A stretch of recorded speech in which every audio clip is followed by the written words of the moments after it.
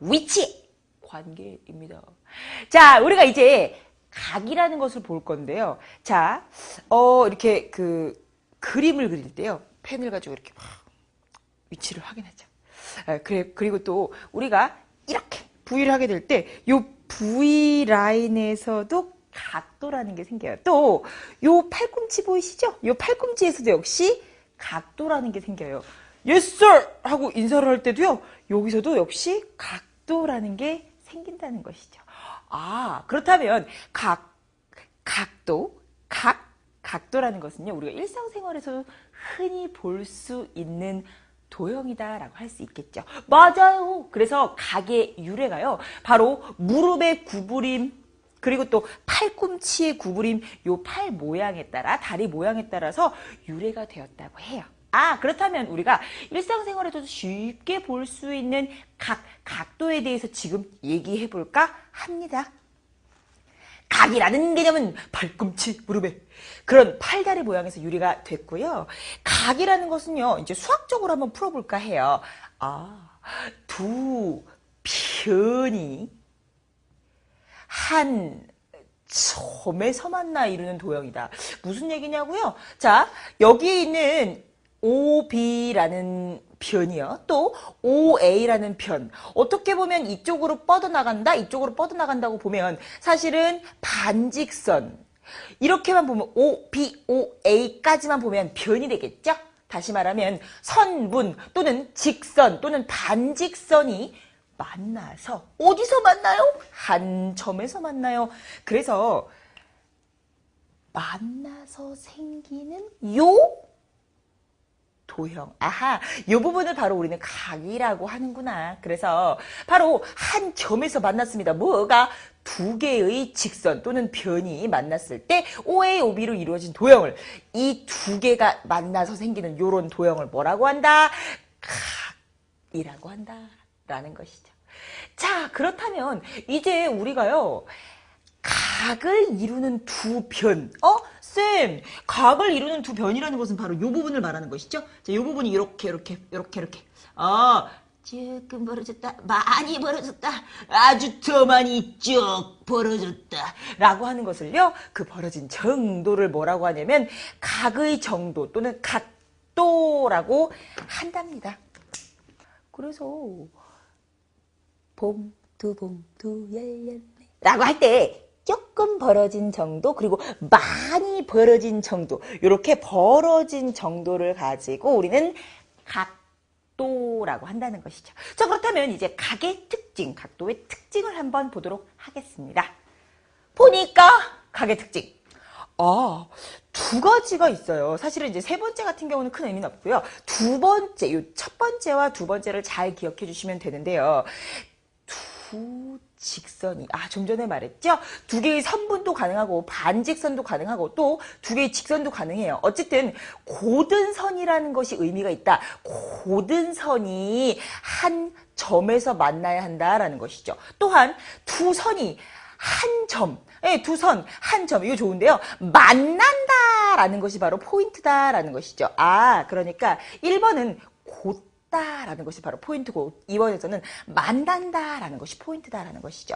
쌤이 한번 예를 들어서 그림을 그려볼게요. 예를 들면 이렇게 날씬하게 짱! 두 개의 직선이 한 점에서 이렇게 만났어요. 이런 걸 각도라고 해요. 또 쭉 벌어진 각도가 있어요. 한 점에서 두 개의 직선이 만났어요. 그리고요, 만약에 이렇게 생긴 직선과 또 이렇게 생긴 직선이 이렇게 만났어요. 그렇다면 여기서는 어떤 각도가 나오죠? 여기서는 츠크만한 각도였었고 조금 더 커졌지만 여기는 우와 이렇게 생긴 각도가 나오겠죠. 따라서 이렇게 직선이 한 점에서 만난 것은요. 우리는 뭐라고 한다? 각이라고 해요. 그런데 선생님 그럼 직선이 아닌 경우도 있나요? 네, 그럼요. 직선이 아닌 경우는요. 예를 들면 어떤 직선과 이렇게 생긴 곡선, 포물선 중에 일부 곡선이라고 한번 생각해 볼게요. 그러면 이 부분은 바로 각이 아니에요. 왜? 곡선이 생겼으니까요. 또 있어요. 만약에 이렇게 직선이 있는데요. 한쪽이 부룩 했어요. 그럼 한 점에서 만나긴 했지만 결국은 뭐다? 곡선 부분이 생겼죠. 그래서 이렇게 생긴 것은 우리는 뭐라고 해요? 각이 아니다라고 해요. X. 이렇게 쓰면 되겠죠. 자, 그럼 첫 번째 포인트는 뭐였다고요? 바로 직선의 포인트가 있었다. 이렇게 곡선은 아니 돼요 라는 것이었죠. 그러면 두 번째 포인트는 바로 만난다 라는 것이 포인트였죠. 어떻게? 두 직선 또는 두 선분 또는 두 반직선 상관없고요. 고등선인데요. 한 점에서 만나야 돼요. 아, 쌤, 그러면요, 한 점에서 만난다는 것이 예를 들면, 이렇게 직선이, 한 점에서 만나니까, 뭐가 각이 생겼더래요. 그래서, 바로 요런 부분은 각이라고 해요. 근데요, 만약에 두 개의 직선이요, 이렇게 있고요, 아직 만나지 않았어요. 그럼 이렇게 만나지 않았으면 우린 뭐라고 해요? 각이 아니야 라고 말을 한다는 것이죠. 그래서 이 이유는 바로 뭐였었어요? 이렇게 만나지 않아 있죠. 떨어져 있어요. 그래서 떨어져 있기 때문에요, 각이라고 말할 수 없다라는 것이에요. 아하, 그렇다면 우리는 지금 두 가지 각의 특징을 배웠어요. 뭐와 뭐? 첫 번째는요, 직선이어야 한다라는 것이고요. 선분, 반직선 상관없고요. 어쨌든 고등선이어야 한다, 곡선은 안 된다라는 것이었어요. 두 번째는요, 바로 만나야 한다는 것이에요. 만나야 뭐가 이루어지겠죠? 각이 벌어진 정도가 생기겠죠. 따라서 만나지 않으면 거의 만나가는데요, 그거 안 돼요. 만나야 각이 생긴다라는 것이죠. 그렇다면 이제 세 번째인데요. 바로 세 번째는 뭐냐면, 각이라는 것은요, 변의 길이와는 상관이 없어요 라는 것이에요. 교재에는 그림이 나와 있지 않지만 선생님이 그림을 그려서 설명할 테니까 여러분들도 그림을 필기해 놓으셨죠. 그림을 잘 그려놓아서 길이라는 것이 상관이 없구나 라는 것을 그림으로 한번 이해해 보도록 하겠습니다. 보니까 각의 크기는 변의 길이와 관계가 없다, 상관이 없다. 무슨 얘기냐면요, 예를 들면 이렇게 선생님 두 개가 이렇게 있는데 직선이 너무너무 조금이에요. 그래서 각을 체크하려고 봤더니 너무 짧아요. 그렇다 하더라도요, 연장하면 돼요. 어떻게? 바로 이 변이라는 것을 이렇게 늘려도 되고요. 또 이 변이라는 것을 이렇게 늘려도 되고, 반대로 그 변의 길이라는 것은 좀 전에 했던 것처럼 느려도 되지만 또 줄여도 상관없다. 어차피 우리는 요 벌어진 정도가 필요한 것이니까 각의 크기와는 상관이 없다라는 것이죠. 아하, 그러니까 여러분들은 앞으로 이렇게 생각하시면 되겠죠. 여기서 보는 조그만한 데서 생기는 요 각도나 길게 느려서 봤던 요 각도나 같을 수 있다. 이것이 길다고 각이 큰 게 아니다 라는 것이지요.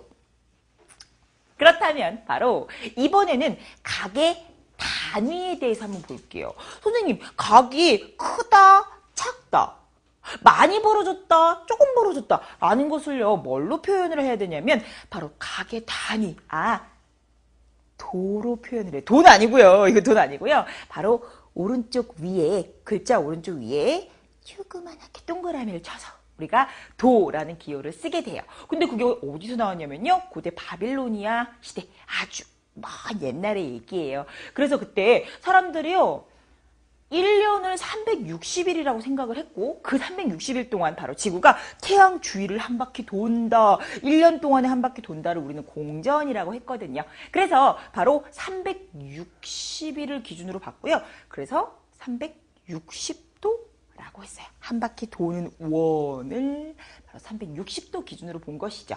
그래서 1년 동안 360일 이란 그 기준으로 바로 우리는 어떻게?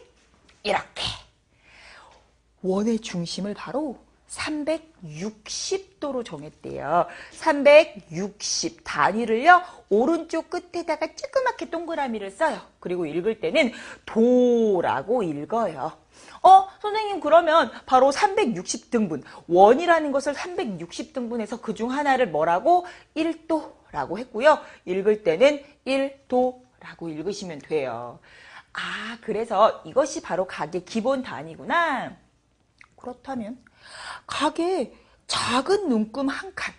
선생님이 조금 이따 각도기를 보여드릴 건데요. 작은 눈금 한 칸은 바로 어떻게 된다? 그렇죠. 1도가 되는 것이죠. 그래서 가장 작은 눈금 한 칸이 1도, 최소 단위가 되는 것이에요. 그렇다면 이제 이거 두 개를 가지고요. 더 세분화 한번 해볼게요. 1도를 60등분하면 60분, 읽을 때 분이라고 읽어요. 선생님 이거 1시간이 60분 그건가요? 아, 그때의 분은 아니고요. 우리가 바로 1분을 또 쪼갤 수 있어요. 60으로. 근데 요번에는요, 이 바가 두 개가 생겨요. 슬래시가 두 개가 이렇게 생긴다는 것이죠. 그래서 요 하나 있으면 분이라고, 두 개가 있으면 바로 초라고 읽게 됩니다. 그래서 우리는 이것은 새로운 단위로 도를 쪼개고 분을 쪼개서 새로운 단위로 정의했어요. 자, 이제 각도기를 직접 보여드릴 거예요. 각도기는 바로 각을 측정하는 도구예요. 그래서 제일 작은 눈금 한 칸을 1도라고 했잖아요. 보니까 각도기가 보여드렸어요. 그런데요, 그 각도기 중에서요, 제일 중심이 있대요. 어디에 있었냐면 바로 여기. 여기는요, 바로 이렇게 O자 모양의 각도기의 요 밑금. 여기가 바로 각도기의 밑금이구나. 그래서 요 자리에 이 밑에 부분이 바로 각도기의 밑금이라고 하거든요. 그리고 바로 요 각도기의 밑금의 정중앙에 요 부분을 뭐라고 하냐면 각도기의 중심이라고 해요. 쌤, 그러면 각도기의 중심과 각도기의 밑금 이 두 개를 어디다가 맞춰요? 네, 어디다가 맞추냐면 우리가 이 각도를 재고 싶은 어떤 도형에서요. 예를 들면 요 기역, 니은, 디귿이라는 도형 보이시죠? 기역, 니은, 디귿이라는 도형이 보이는데 그때 바로 니은은 어떻게? 각도기의 중심에 맞출 거예요. 다시 말하면 우리가 재려고 했었던, 우리가 구하고 싶었었던, 여기가 기역이 있었고 여기가 니은이 있었고요. 여기가 디귿이 있었다면 사실은 우리는 요 니은을 뭐라고 했냐면 각의 중심이에요. 각의 꼭지점이라고 말하는 것이죠. 다시 말하면 각의 꼭지점이에요. 그럼 각의 꼭지점을 어디다가 맞출 거냐면 바로 요 각도기의 중심에다가 뾰족한 부분을 뾰족한 자리에 정중앙에다 맞출 거예요. 자, 그래서 우리가 그 각도를 측정하는 방법을 보도록 하겠습니다. 자, 그러면 바로 각의 꼭지점부터 볼게요. 쌤, 각의 꼭지점이 니은이라고 그랬죠? 그러면 그 니은이 바로 각도기의 중심, 요 가운데로 온다. 그럼 각도기의 밑금이라는 것은 바로 요 밑에 부분이죠? 그것을 어디에 맞춘다? 변, 니은, 디귿에 맞춘다. 그럼 변, 니은, 디귿에 맞춘다. 마지막! 이제 바로 요만큼 벌어진 정도를 궁금한 거니까요. 바로 기역, 니은 부분을 어디에? 각도기의 요 닿는 눈금. 바로 이 자리. 어느 자리? 요 기역, 니은이 요렇게 닿는 요 위치의 수를 읽어주면 되겠다라는 것이에요. 요 보니까 50을 지나 60에 딱 맞아 떨어졌대요. 그래서 바로 변, 기역, 니은이 닿는 눈금이 60이었다. 그럼 답은 60도 이렇게 말해주시면 되는 거예요. 다시 말하면 각도기를 이용해서 각을 측정하는 방법은 바로 각의 꼭지점을 각도기의 중심에 확 집어서 넣는다라는 것이죠. 그래서 바로 각도라는 것을 배웠고요. 각의 특징 그리고 단위를 한번 배워봤어요.